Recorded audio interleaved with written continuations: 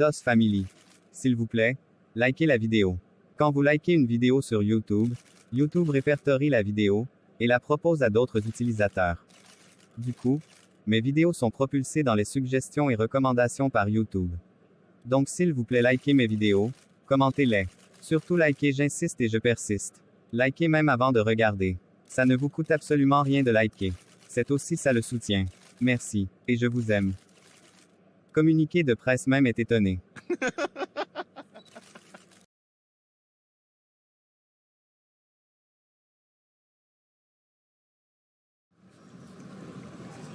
La table du dîner était joliment dressée, comme Myriam le faisait toujours. Un plat de riz fumant trônait au centre, accompagné de poulet rôti. Pourtant, malgré l'odeur appétissante, l'ambiance était lourde, presque étouffante. Daniel mangeait en silence, le regard fixé sur son assiette. Myriam, elle picotait distraitement sa nourriture, sans vraiment y toucher. Winnie, installée en face des parents, observait la scène avec curiosité et pointe d'inquiétude. Maman, papa, pourquoi vous êtes si sérieux? Il y a un souci. Ce n'est rien, ma puce. Mange ta nourriture. Non, Daniel, ce n'est pas rien. On ne peut pas continuer à faire comme si tout allait bien. De quoi veux-tu parler? De cette maison, Daniel. De tout ce qu'on vit depuis des semaines, je dirais même des mois. Ces bruits, ces apparitions, cette peur qui ne nous quitte plus. Winnie a été possédée hier par cette chose, Daniel. Moi je n'en peux plus, je veux vendre la maison, et qu'on parte en location. Je te l'avais dit depuis, mais tu ne m'as pas écouté, et tu es allé acheter une maison. Tu veux fuir? Après tout ce qu'on a investi ici. Investir? Qu'as-tu investi, Daniel? C'était ton argent? Ne me fais pas rire. Ok, je me suis mal exprimé. Je voulais vraiment qu'on ait une maison à nous. Maman a raison, papa. Cette maison est vraiment belle, mais elle fait peur. À cette allure, quelqu'un va y laisser sa peau. D'accord. Je vais mettre la maison en vente, et chercher déjà un appartement. Myriam lui adressa un sourire de satisfaction. C'était tout ce qu'elle souhaitait. Mettre sa famille en sécurité. Après le dîner, Winnie aida sa mère à débarrasser la table. Elle commença à faire la vaisselle à la cuisine. Myriam préparait une tasse de lait. Ça va, maman? Le bébé a besoin de lait ce soir? Ah oui. Il gesticule beaucoup. Dis-moi, ça se passe comment avec Boris, depuis l'incident d'hier? Ça va. Il était au collège aujourd'hui pour me voir. Il n'a pas fui comme je l'aurais pensé. Il t'aime vraiment beaucoup. Ce garçon est chouette. Il m'a demandé de l'accompagner samedi à un anniversaire, s'il te plaît. Nadine y sera aussi. Si c'est en journée, oui. C'est à 15 heures. Merci. Myriam se rendit dans sa chambre ensuite avec sa tasse de lait, qu'elle déposa sur la table, puis alla s'asseoir sur le lit.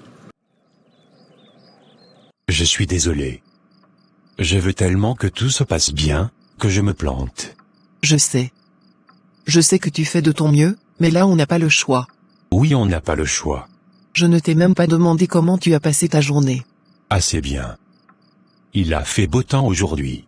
Attends que je te raconte quelque chose. J'ai promis à César de ne pas t'en parler. Mais j'adore faire le Congossa avec toi. Ça a l'air intéressant. Dis-moi. César m'a raconté qu'il a rencontré Mabel dans un bar hier. Il y est allé, parce qu'il venait de se disputer avec Annie. Et Mabel l'a convaincu de boire du whisky. Imagine la suite. Oh non. Il était saoul, et s'est déshabillé sur la route? Ça aurait été mieux. Mabel a chanté à son micro dans la voiture. Quoi? Ce n'est pas possible. Et César l'a laissé faire? Il était bourré. Et le pire, c'est qu'il a aimé. Ne le dis pas à Annie s'il te plaît. J'ai envie de rire, mais ce n'est pas amusant. Cette fille de Mabel n'a aucune limite. Heureusement qu'ils ne sont pas allés plus loin. N'est-ce pas? Peut-être que c'était mieux de finir, que de boire les choses à moitié. Écoute-moi ce mauvais ami. Si Annie l'apprend, elle fera la peau à cette ma belle. Je n'aimerais pas être à sa place. J'espère pour lui, que c'était la première et la dernière fois. En tout cas, il est avisé. Couchons-nous maintenant. Je veux saluer mon fils.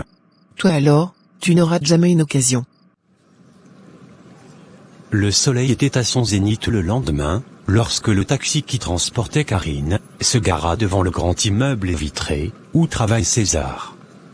Elle prit une profonde respiration, car son cœur battait vite. Depuis plusieurs jours, une seule idée lui trottait dans la tête. Comprendre ce qui liait le couple Akakpo, et leur fille Chloé. Et pour cela, il fallait qu'elle le rencontre pour le sonder. Karine entra dans le hall, et demanda quelques renseignements à la réceptionniste, prétextant d'être trompée de bureau, puis s'aventura dans le couloir, comme une visiteuse perdue. Ce fut à ce moment-là, que César sortit d'une salle de réunion, avec un dossier en main. En levant les yeux, il la reconnut aussitôt. Karine?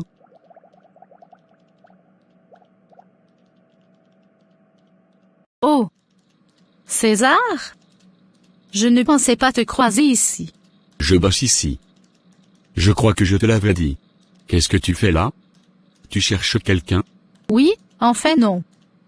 Je crois que je me suis perdue. Je venais voir une amie, qui travaille dans la zone, mais je me suis trompée de bâtiment. Ça peut t'arriver. J'étais en train de sortir prendre un pot. Si tu n'as rien à faire, tu peux te joindre à moi. Ah désolé, tu venais voir une copine. Elle doit sûrement t'attendre. Oui, c'est vrai. Mais je crois qu'à cette heure, elle est déjà sortie. Elle m'avait demandé de venir avant midi, et il est déjà midi passé. Soit je patiente devant son immeuble, soit j'accepte ton invitation. Ça veut donc dire qu'on va manger ensemble. Tu n'as pas intérêt à refuser, j'insiste. Tout se passait comme Karine l'avait souhaité. César s'était chargé lui-même de l'inviter. Elle n'avait pas eu à le faire. Il alla déposer le dossier dans son bureau, et entraîna Karine dans un restaurant, non loin de ses bureaux. Les deux regardèrent attentivement le menu. Karine choisit un plat, et César fit pareil. En attendant d'être servis, ils partagèrent une boisson. Alors Karine, comment vont les affaires? Il y a des jours avec, et des jours sans. On s'accroche. Je viendrai te faire la recette pour ma femme. Ça serait avec plaisir. Sinon comment elle va? Elle va bien. Nous attendons un heureux événement. Oh!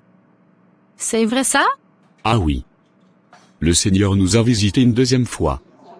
La grande surprise, c'est qu'elle était enceinte depuis, mais on ne le savait pas.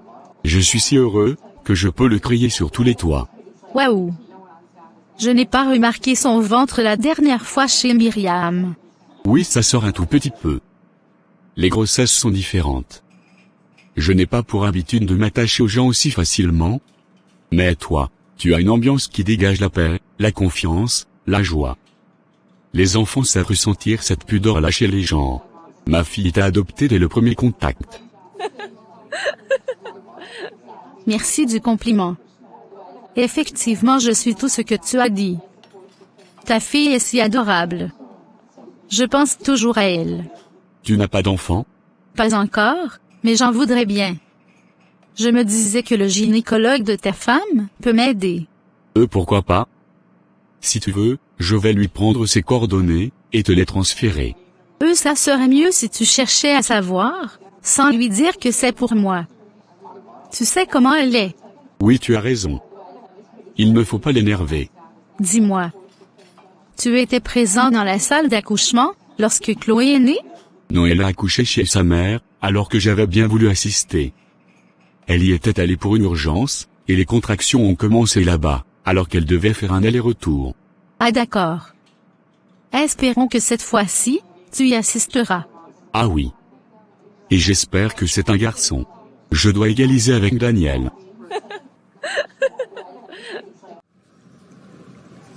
Ce petit détail que César venait de lui dire, ajouta un plus sur les soupçons de Karine. Ce qui l'encourageait à fouiller davantage. Elle ne voulait pas trop lui poser de questions.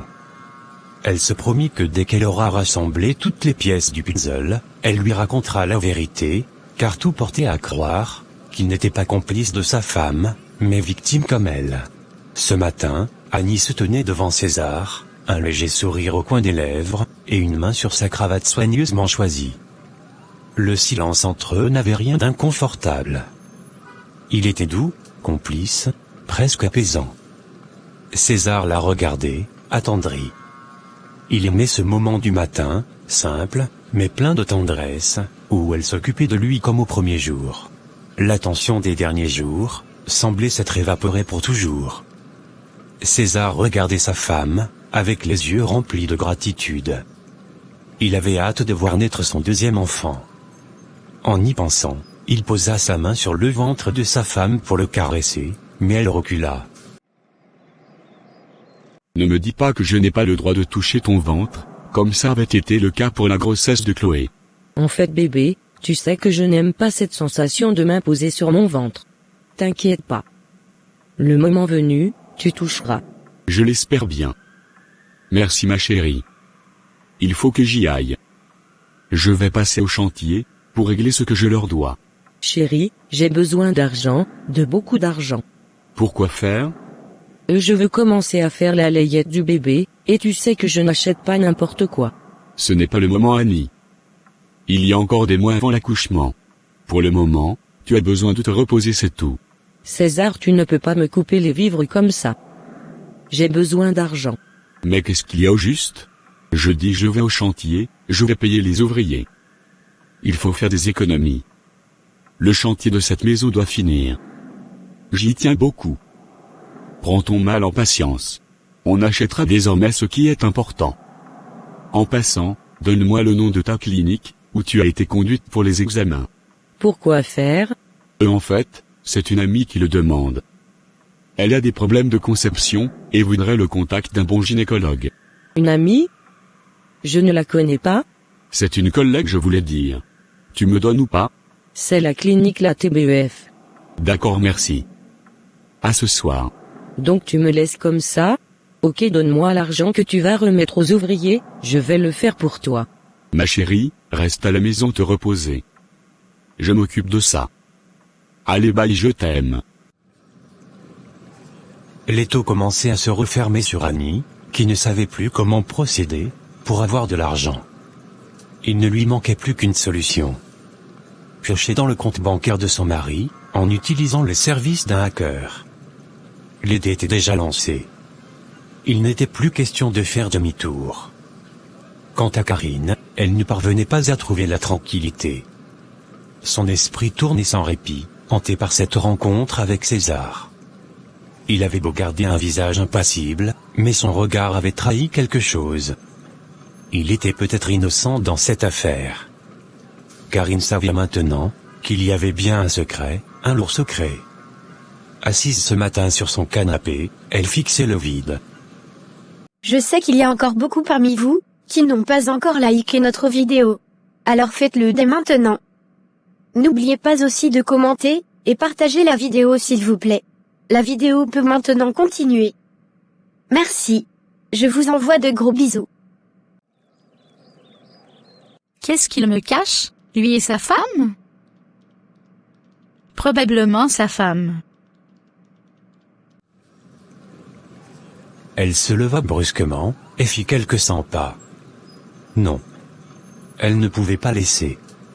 Elle avait essayé d'ignorer les signes, de se convaincre que tout cela n'était qu'une suite de coïncidences, mais plus le temps passait, plus les pièces du puzzle semblaient s'assembler autour du couple Akakpo, et leur fille. Sur le coup, elle se dit qu'il lui fallait de l'aide. Quelqu'un capable de voir clair dans cette histoire, une alliée de confiance. Et il n'y avait qu'une seule personne, à qui elle pouvait se confier sans crainte. Myriam. Bien qu'elle soit plus proche d'Annie qu'elle, elle prendrait ce risque, en espérant qu'elle accepte de lui donner un coup de main. Nadine s'apprêtait à sortir, lorsqu'elle observa sa sœur monter et descendre au salon, en murmurant des mots qu'elle ne comprenait pas. Karine, depuis ce matin, tu es dans ton monde. Qu'est-ce qu'il y a?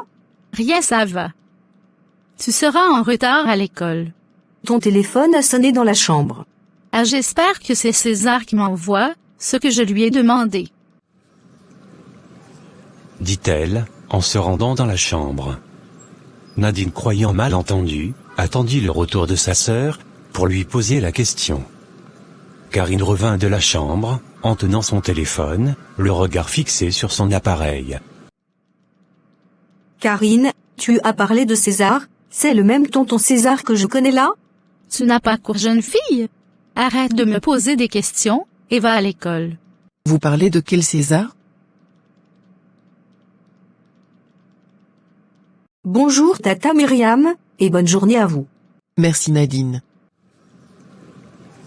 Répondit Myriam, en gardant le regard sur sa copine, qui avait l'air inquiète. Ça va Karine? Oui, ça va. C'est comme si tu savais que je voulais te voir. Tu n'as pas cours ce matin? Non. Les élèves du CM2 composent, du coup les petits sont à la maison. Tout à l'heure, je vous ai entendu parler de César. C'est le même César que je connais? Oui, c'est le même. Asseyons-nous, je veux te parler. Oh, excuse-moi. Tu es certainement venu ce matin, parce que tu as un souci. En fait, je ne voulais pas rester à la maison toute seule. Je voulais aussi t'informer qu'on a mis la maison en vente, donc si tu as un preneur, n'hésite pas s'il te plaît. Tu penses que c'est la solution? La dernière fois vous êtes allé dormir à l'hôtel, ce fantôme vous a suivi. Qui vous dit qu'il ne fera pas de même dans la prochaine maison? Tu as parfaitement raison. Oh là là, ça me casse la tête cette histoire. Mais qu'est-ce qui ne va pas chez nous? Est-ce que tu continues de prier? Je prie Karine. Je suis même fatiguée de prier. C'est vrai que j'oublie souvent, parce que je dors très vite. La grossesse me pèse déjà. Bref. Passons sur ce sujet. Si tu as quelque chose à me dire, je suis preneuse. Je veux me changer les idées. D'accord ma chérie. Il faut que je te dise quelque chose. Je ne sais pas comment tu vas le prendre, mais j'ai vraiment besoin d'une amie, et il n'y a qu'à toi que je fais confiance. Tu me fais peur là. Il s'agit de quoi? César, c'est ça? Oui, et non. Je vais tout expliquer, et tu vas comprendre pourquoi je suis obsédée par son couple. Ok. Je t'écoute. Bon, voici mon histoire, celle que je garde secrète depuis des années. Remontons à 4 ans en arrière. Je vivais ma petite vie, comme une fille de 25 ans.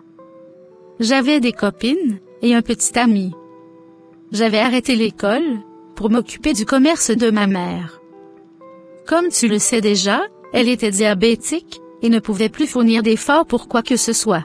La vie n'était pas du tout facile, mais alors même pas un tout petit peu. Ce que je gagnais, entrait dans le traitement de maman. Entre hospitalisation et médicaments goûteux, nous étions serrés. Son diabète était avancé. Comme un malheur ne vient jamais seul, j'ai découvert que j'étais enceinte. C'était la descente aux enfers, ma chérie. C'est comme si le monde me tombait sur la tête, alors qu'on faisait attention. Ma mère allait mourir, si elle l'apprenait. Miguel, mon petit ami, n'était pas content de cette nouvelle. D'ailleurs, personne ne l'était. On passait tous des moments difficiles. Il vivait chez sa grand-mère, car ses parents vivaient dans une autre ville. Il s'occupait de lui à distance, du coup avec tous les sacrifices qu'il faisait, ils ne pouvaient pas recevoir un résultat pareil de la part de leur fils. Même pour un simple avortement, nous n'avions pas les moyens. Comme je t'ai dit au début, j'avais des copines. 2 particulièrement. Je leur avais fait part de ma situation, et elles m'avaient fait une proposition. Il s'agissait de quoi? De porter ma grossesse jusqu'à son terme, et de vendre le bébé, pour recevoir de l'argent. Pardon? Tu me racontes quoi là? Laisse-moi te dire que dans ce pays, il existe une organisation, qui excelle dans le trafic de bébés. Ils ciblent les femmes vulnérables, celles qui sont au bout du gouffre, et leur font cette proposition. Ils ont des hommes prêts à mettre ces femmes enceintes. Et dès que tu accouches, on te prend le bébé qu'on remet à une famille qui l'a acheté, et on te donne ta quote-part, et voilà. C'est vrai ce que tu me racontes? Ça existe? Ça existe, Myriam. Et sur le coup de la naïveté, je vais le dire ainsi, j'ai accepté. Miguel aussi avait accepté, car on ne savait pas quoi faire. En plus, j'avais besoin d'argent pour aider ma mère, lui payer les meilleurs soins. Mes copines nous avaient amenés chez l'un des représentants de cette entreprise, et nous avions signé un contrat. Je devais percevoir 7 millions. J'avais prévu de garder ma grossesse cachée, jusqu'à un certain mois. Je serais allée au village chez ma grand-mère où Nadine vivait, et je l'aurais envoyé veiller sur notre mère, pendant que je m'occuperais de la grossesse. Au bout de 5 mois, ma mère ne savait toujours rien. J'avais fait l'échographie, et j'attendais une fille. Je précise que cette entreprise avait un hôpital, donc une fois par mois, on venait me chercher pour les visites prénatales. L'annonce du sexe du bébé m'avait complètement bouleversée, et cette nuit-là, je m'étais vue avec ma fille, je m'étais vue me battre pour elle. Du coup, la peur m'avait quittée, et je m'étais dit que si Dieu parvient à nourrir les oiseaux du ciel, combien de fois nous les humains? Il ne me lâcherait pas. Je pourrais m'en sortir, me disais-je. Le lendemain, j'étais allée voir Miguel pour lui faire part de ma décision. Heureusement, lui aussi avait pris la même décision. On voulait garder notre bébé. Nous avons donc fait appel à cet homme, afin qu'il annule le contrat. Mais il nous avait dit que c'était impossible, qu'on ne pouvait plus retourner en arrière. Il y avait déjà un preneur pour le bébé, qui avait déjà versé la moitié de l'argent, donc on irait jusqu'au bout. J'avais pleuré, crié, invoqué tous les saints en vain. Je ne pouvais pas fuir non plus, parce qu'ils avaient mis quelqu'un derrière moi, pour me surveiller. Ma mère a fini par le savoir, parce que je m'étais renfermée, je pleurais tout le temps. Elle m'avait copieusement insultée. Après, elle m'avait aidé à me débarrasser de ces gens, du moins elle avait essayé. Quand j'étais à terme, ils m'ont récupéré au marché comme un colis, et m'ont conduit dans leur hôpital. J'ai accouché 3 jours après. Je n'avais même pas pu voir à quoi ma fille ressemblait. Ils sont partis avec elle. Mon Dieu Myriam, j'avais tellement pleuré ce jour-là, que j'ai failli perdre la vie. 3 jours après, ils m'ont raccompagné chez moi avec l'argent, et c'était tout.